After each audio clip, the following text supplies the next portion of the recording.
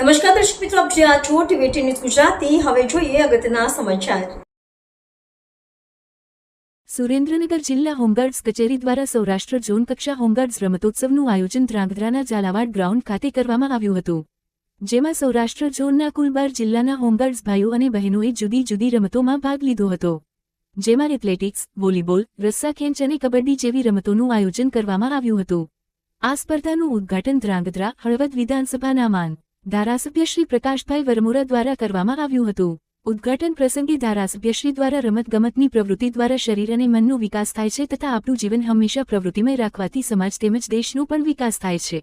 Saurashtra zone કક્ષાના camp commandant Shri યોગેશભાઈ પંડ્યા અને deputy camp commandant Shri સંજયભાઈ ત્રિવેદીના માર્ગદર્શન હેઠળ સૌરાષ્ટ્ર ઝોન કક્ષાના કન્વીનર શ્રી તેમજ ધ્રાંગધ્રા હોમગાર્ડ યુનિટના ઓફિસર કમાન્ડિંગ શ્રી નિલેશભાઈ વ્યાસ તેમજ ક્લાર્ક શ્રી ભગીરથસિંહ ઝાલા દ્વારા રમતોત્સવનું ભવ્ય આયોજન કરવામાં આવ્યું હતું।